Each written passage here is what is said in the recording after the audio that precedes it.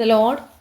എസ്തേറിൻ്റെ പുസ്തകം 2-ാം അധ്യായം അതിൻ്റെ 1 മുതൽ 23 വരെയുള്ളതായ വേദവാക്യങ്ങൾ. അതിൻ്റെ ശേഷം അഹശ്വേരോശ് രാജാവിൻ്റെ ക്രോധം ശമിച്ചപ്പോൾ അവൻ വസ്തിയെയും അവൾ ചെയ്തതിനെയും അവളെക്കുറിച്ച് കൽപ്പിച്ച വിധിയെയും ഓർത്തു. അപ്പോൾ രാജാവിൻ്റെ സേവകന്മാരായ ഭൃത്യന്മാർ പറഞ്ഞത്, രാജാവിന് വേണ്ടി സൗന്ദര്യമുള്ള യുവതികളായ കന്യകമാരെ അന്വേഷിക്കട്ടെ. രാജാവ് രാജ്യത്തിലെ സകല സംസ്ഥാനങ്ങളിലും ഉദ്യോഗസ്ഥന്മാരെ നിയമിക്കണം. അവർ സൗന്ദര്യമുള്ള യുവതികളായ സകല കന്യകമാരെയും ശേഖരിച്ച് ശൂശൻ രാജധാനിയിലെ അന്തപുരത്തിൽ രാജാവിൻ്റെ ഷണ്ഡനായി അന്തപുര പാലകനായ ഹെഗായിയുടെ വിചാരണയിൽ ഏൽപ്പിക്കുകയും അവർക്ക് ശുദ്ധീകരണത്തിന് വേണ്ടുന്ന വസ്തുക്കൾ കൊടുക്കുകയും ചെയ്യട്ടെ. രാജാവിന് ബോധിച്ച യുവതി വസ്തിക്ക് പകരം രാജ്ഞിയായിരിക്കട്ടെ. ഈ കാര്യം രാജാവിന് ബോധിച്ചു. അവൻ അങ്ങനെ തന്നെ ചെയ്തു. എന്നാൽ ശൂശന് രാജധാനിയിൽ ബെന്യാമീനായ കീശിൻ്റെ മകനായ ശിമെയിയുടെ മകനായ യായീരിൻ്റെ മകൻ മൊർദെഖായി എന്നു പേരുള്ള ഒരു യഹൂദനുണ്ടായിരുന്നു. ബാബേൽ രാജാവായ നെബൂഖദ്നേസർ പിടിച്ചു കൊണ്ടുപോയ യഹൂദ രാജാവായ യെഖൊന്യാവോടുകൂടെ കൊണ്ടുപോയിരുന്ന പ്രവാസികളുടെ കൂട്ടത്തിൽ അവനെയും യെരൂശലേമിൽ നിന്ന് കൊണ്ടുപോയിരുന്നു. അവൻ തൻ്റെ ചിറ്റപ്പൻ്റെ മകളായ എസ്തേർ എന്ന ഹദസ്സയ്ക്ക് അമ്മയപ്പന്മാരില്ലായക കൊണ്ട് അവളെ വളർത്തിയിരുന്നു. ഈ യുവതി രൂപവതിയും സുമുഖിയുമായിരുന്നു. അവളുടെ അപ്പനും അമ്മയും മരിച്ച ശേഷം മൊർദെഖായി അവളെ തനിക്ക് മകളായിട്ടെടുത്തു. രാജാവിൻ്റെ കൽപ്പനയും വിധിയും പരസ്യമായപ്പോൾ അനേകം യുവതികളെ ശേഖരിച്ച് ശൂശന് രാജധാനിയിൽ ഹെഗായിയുടെ വിചാരണയിൽ ഏൽപ്പിച്ച കൂട്ടത്തിൽ എസ്തേറിനെയും രാജധാനിയിലെ അന്തപുരപാലകനായ ഹെഗായിയുടെ വിചാരണയിൽ കൊണ്ടുവന്നു. ആ യുവതിയെ അവന് ബോധിച്ചു. അവളോട് പക്ഷം തോന്നി.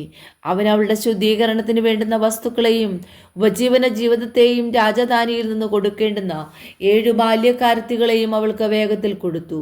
അവളെയും അവളുടെ ബാല്യക്കാരത്തികളെയും അന്തപുരത്തിലെ ഉത്തമമായ സ്ഥലത്താക്കി. എസ്തേർ തൻ്റെ ജാതിയും കുലവും അറിയിച്ചില്ല. അത് അറിയിക്കരുത് എന്ന് മൊർദെഖായി അവളോട് കൽപ്പിച്ചിരുന്നു. എന്നാൽ എസ്തേറിൻ്റെ സുഖവർത്തമാനവും അവൾക്ക് എന്തെല്ലാം ആകുമെന്നുള്ളതും അറിയേണ്ടതിന് മൊർദെഖായി ദിവസം പ്രതി അന്തപുരത്തിൻ്റെ മുറ്റത്തിന് മുമ്പാകെ നടന്നുകൊണ്ടിരുന്നു. ഓരോ യുവതിക്ക് 12 മാസം സ്ത്രീജനത്തിനു വേണ്ടിയുള്ള നിയമപ്രകാരം ചെയ്തു കഴിഞ്ഞ ശേഷം 6 മാസം മൂർത്തൈലവും 6 മാസം സുഗന്ധവർഗവും സ്ത്രീകൾക്ക് ശുദ്ധീകരണത്തിന് വേണ്ടിയുള്ള മറ്റു വസ്തുക്കളും കൊണ്ട് അവരുടെ ശുദ്ധീകരണകാലം തികയും. ഓരോരുത്തിക്ക് അഹശ്വേരോശ് രാജാവിൻ്റെ സന്നിധിയിൽ ചെല്ലുവാൻ മുറ വരുമ്പോൾ ഓരോ യുവതി രാജസന്നിധിയിൽ ചെല്ലും. അന്തപുരത്തിൽ നിന്ന് രാജധാനിയോളം തന്നോടുകൂടെ കൊണ്ടുപോകേണ്ടതിന് അവൾ ചോദിക്കുന്ന സകലവും അവൾക്ക് കൊടുക്കും. സന്ധ്യാസമയത്ത് അവൾ ചെല്ലുകയും പ്രഭാതകാലത്ത് രാജാവിൻ്റെ ഷണ്ഡനായി വെപ്പാട്ടികളുടെ പാലകനായ ശയസ്കസിൻ്റെ വിചാരണയിലുള്ള 2-ാമത്തെ അന്തപുരത്തിലേക്ക് മടങ്ങിപ്പോകുകയും ചെയ്യും. രാജാവിന് അവളോട് ഇഷ്ടം തോന്നിയിട്ട് അവളെ വേർപിരിഞ്ഞ് വിളിച്ചല്ലാതെ പിന്നെ അവൾക്ക് രാജസന്നിധിയിൽ ചെല്ലുകൂടാ. എന്നാൽ മൊർദെഖായി തനിക്ക് മകളായിട്ടെടുത്തിരുന്ന അവൻ്റെ ചിറ്റപ്പൻ അബിഹിയേലിൻ്റെ മകളായ എസ്തേറിന് രാജസന്നിധിയിൽ ചെല്ലുവാൻ മുറ വന്നപ്പോൾ അവൾ രാജാവിൻ്റെ ഷണ്ഡനും അന്തപുരപാലകനുമായ ഹെഗായി പറഞ്ഞത് മാത്രമല്ലാതെ ഒന്നും ചോദിച്ചില്ല. എന്നാൽ എസ്തേറിനെ കണ്ട എല്ലാവർക്കും അവളോട് പ്രീതി തോന്നും.